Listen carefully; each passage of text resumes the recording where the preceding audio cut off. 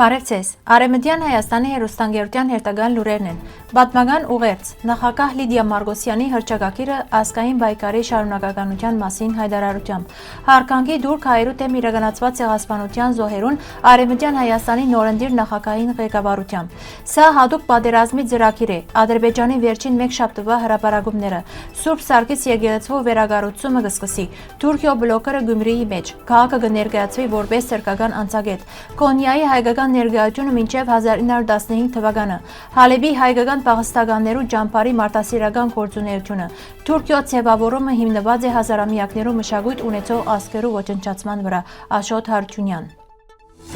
Մոտ 2 տարի առաջ 2024 թվականի հունվար 20-ին Արևմտյան Հայաստանի Հանրապետության խորհրդարանի անդամները քվեարկեցին եւ ընտրեցին զիս Արևմտյան Հայաստանի Հանրապետության նախագահ։ Ես կուզեմ շնորհակալություն հայտնել վստահություն ցուցաբերելու համար։ Նաեւ կուզեմ շնորհակալություն հայտնել ամբողջ կառավարության, որու հետ մեր շաբաթական հանդիպումները անխափան կերպով շարունակած ենք։ Ես կգնահատեմ խորհրդարանի եւ անոր նախագահ Տիգին Նելի Հարությունյանին, ինչպես նաեւ Արևմտյան Հայաստանի ազգային խորհրդի նախագահ բարոն Արմենակ Աբրահամյանին կատարած աշխատանքը։ Այսօր ես հրաժարական կուտամ այս պաշտոնեն ինձ մե անկախ պատճառներով, բայց իմ հանձնարարությունը կմնա անփոփոխ։ Վերջին 2 տարիներուն ընթացքին ես ապահոված եմ մեր պետության շարունակականությունը եւ անոր բոլոր միջազգայինորեն ջանցված իրավունքները։ Արևմտյան Հայաստանի կողմից ստացված իրավական փաթեթը աննախադեպ է պետություններու պատմության մեջ։ Այս ճանաչումը ցերկ բերված է Սևրի Դաշնակրի մասնագիծ պետություններու ստորագրությամբ, որ այսօր ալ ուժի մեջ կմնա, ինչպես նաեւ նոյեմբեր 22-ի արբիտրաժային որոշումով, որ կսահմանե մեր պետության եւ Թուրքիայի միջև սահմանը,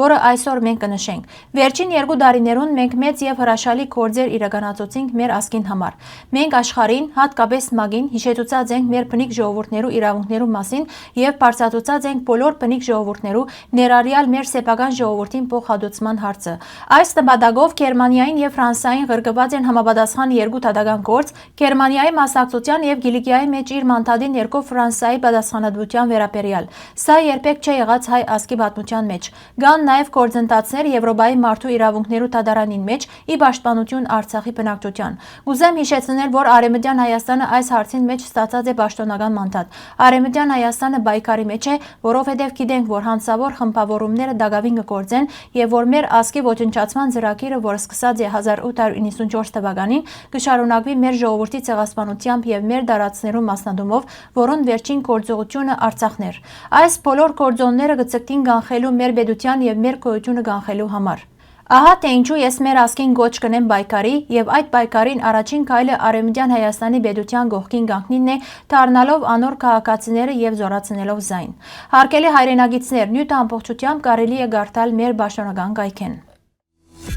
Արևմտյան Հայաստանի մեջ կայացած նախագահական ընտրություններն յետք նորընտիր նախագահ Արմենակ Աբրահամյան գլխավորելով Արևմտյան Հայաստանի Հանրապետության պատվիրակությունը այցելեց հայրու ցեղասպանության հուշահամալիր։ Այցի նպատակն էր հարգանքի դուրք մատուցել մեր ժողովրդի թեմ իրականացված ցեղասպանության անմեղ զոհերու հիշադակին եւ գրգին վերահաստատել ազգային հիշողության պահպանման եւ պատմական արդարության պահանջին հրամայականը։ Պատվիրակության անդամները խոնարհումով ցաղգեպսակ դրին հուշահամալիրին արչեւ խորհրդանշելով իրենց անսահման հարգանքն ու Բարտկի խոր սկացումը։ Պատմական արդարության պահանջը կշարունակվի։ Արևմտյան Հայաստանի Հանրապետությունը նոր ղեկավարության առաջնորդության ներքո պատրաստ է շարունակել իր պայքարը միջազգային հարթակներու վրա ի նպաստ ճշմարտության, իրավունքներու վերականգնման եւ մեր ժողովրդի հիշողության հավերժացման։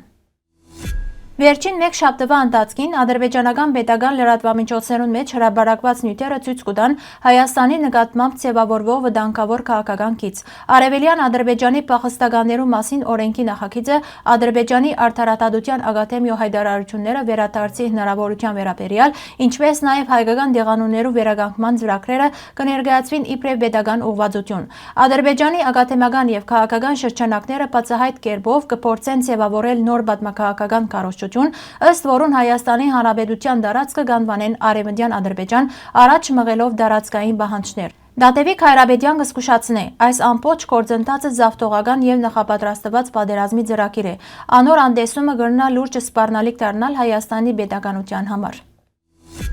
Ամիդայի մեջ եկեղեցաշինության նոր շրջանը կվկայե, որ համայնքի հավատքը եւ ինքնությունը դարիներու լքվածութեն են ետք կշարունակեն վերականգնվել եւ նորոգվել։ Քաղաքի պատմական Սուրբ Կիրակոս եկեղեցու վերաշինությունը դարիներ առաջ հնարավորություն տվավ բազմաթիվ ձպտյալ հայերու բացահայտելու իրենց ինքնությունը եւ վերամիանալու իրենց արմատներուն։ Այսօր նույն հույսը կուտա քաղաքի երկրորդ կարևոր եկեղեցու Սուրբ Սարգիսի վերագառուցումը։ Կատարված ստորագրություններու արդյունքով մեկնարկած նախագիծը նշանակալի քայլ է եւ համայնքային եւ քաղաքի մշակութային կյանքի համար։ Թեև քաղաքապետարանի խոստացած 15 միլիոն լիրան ամբողջական աշխատանքներուն համար բավարար չէ, բայց խթանող տեղ ունի եւ ուժ կուտա նախաձեռնությունը առաջ տանելու։ Հավատացյալներու գրգին աջող թիվը կվկայե, որ համայնքը աստիճանաբար կվերականգնվի եւ աբակային գրնա նաեւ մշտական հոգեվոր առաջնորդի գարիք ունենալ։ Ուստի վերաշինությունն այլևս միայն շինարարական գործընթաց չէ, այլ ազգային ինքնության պահպանման եւ վերակենդանացման խորհրդանիշ։ Թուրք բլոգերի հերթական սադրիչ քայլը այս անգամ հասավ Գյումրի։ Ան այցելած է քաղաք, նկարահանած տեսանյութ եւ ներկայացուցած ձայն իբր 5 թուրքական քաղաք։ Բնտելով թե հայերը վդարած են թուրքերը այս տարածքեն։ Բլոգերը կփորձե քաղաքի պատմությունը, մշակույթը եւ ավանդությունները ներկայացնել բացառապես թուրքական կողմեն, ակնհայտորեն աղավաղելով պատմական իրականությունը։ Ուշագրավ է, որ բլոգերը իր տեսանյութը հրապարակած է այն բահուն, երբ Գյումրիի ինտիմատիր քաղաքապետը ցերպակալված էր։ Հայ օկտադերերու մեծ մասը գապ կտեսնե այս երկու իրադարձություններուն միջև, նշելով թե հայրենասեր քաղաքապետը ցերպակալեցին, որբեսի թուրքերը ճանապարհ ունենան։ Տեսանյութի պատմական դիտարկումը եւ հրապարակման ժամանակը հարցեր կհառաջացնեն։ Արդյոք սա թուրքական հերթական փորձ չէ հայկական պատմական եւ մշակութային դարածները յուրացնելու կամ թրքացնելու ուղղությամբ։ Մինչև 1915 թվականը Կոնյո եւ շրջակա քաղաքներուն մեջ գոյություն ունեցած հայկական համայնքները կարևոր դեր ունեին շրջանի մշակութային եւ տնտեսական կյանքին մեջ։ Հին Կոնյո մեջ կբնակեին շուրջ 4440 հայեր, Յուկարի Ալաըդդին թաղամասին մեջ ունենալով երկու եկեղեցի՝ Սուրբ Հակոբ, Սուրբ Աստվածածին եւ 4 դպրոց, որոնց մե նշանավորը Սահակյան վարժարաններ։ Ակշեհիր գավառը ունեցած է մոտ 5000 հայ բնակիչ երկու եկեղեցիով եւ 4 դպրոցով, որոնց շարքի ներ Սուրբ Ստեփանոսը։ Կարաման քաղաքին մեջ կբնակեին մոտ 1250 հայեր, 1 եկեղեցիով եւ 2 դպրոցով։ Կոնյո հայերը հայտնի էին իրենց արհեստներով՝ ներգաղորձություն, գորգագործություն, թերծագություն, ցերարվեստ, բրդագործություն, իսկ Կարամանի հայերը հայտնի էին գինեգործությամբ։ Այսօր Ալաադին մզգիթի եւ Սելջուկյան թաղամասերու հին լուսանկարներու մեջ տեսանելի են ավիրված հայ եւ հույն եկեղեցիներու մնացորդները, վկայելով ժամանակը հզոր հայկական համայնքի գոյությունը։ Համայնքը, որ բռնությամբ չնչվեցավ 1915-ի ավերիչ ողբերգության հետևանքով։ Հալեբի փախստականներու ճամբարը դարիներ շարունակ գործած է որպես փոքր քաղաք մոտ 20,000 բնակիչով, ապահովելով Աբուրի խոհանոց, աչքի կլինիկ, խորհրդատվություններ, սեմինարներ, հագուստի նվիրատվություններ եւ բնակարաններու վերանորոգում։ Ճամբարը նաեւ գազմագերբած է աջակցություն տեղահանված հայ ընտանիքներուն, օգնելով աշխատատեղ գտնել թե Սուրյո, թե անոր սահմաններեն դուրս։ Փրկության դունը կարևոր դեր խաղացած է գրթական ոլորտին մեջ, դրամատրելով նյութական աջակցություն տեղական հայկական դպրոցներուն։ Մոտակա Սուրբ Գևորգ եկեղեցու Սահակյան դպրոցը ընդունած է 308 աշակերտ, որոնց կրթությունը աջակցված է Թանյո կառավարության կողմէ։ Թանյացի բարեկամներ գազմագերբությունը նաև աջակցած է ինչպես բողոքական հայկական դպրոցին, այնպես էլ ճամբարին եւ հարագից Կիլիկյան եւ Մեսրոպյան նախադպրոցական հաստատություններուն։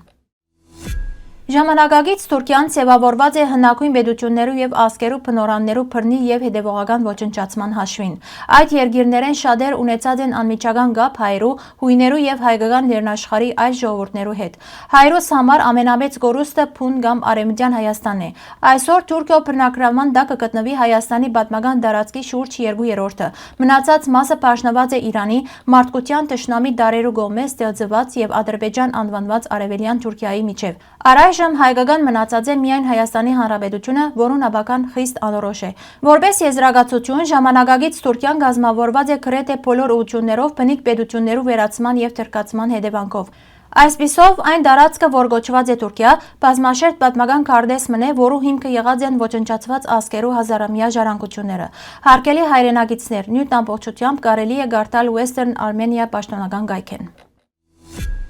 Հարգելի հայրենակիցներ, այսօրվան համար այսքան ենք նախատեսած։ Շնորհակալություն ձեր ուշադրության համար։ Լավ մնացեք։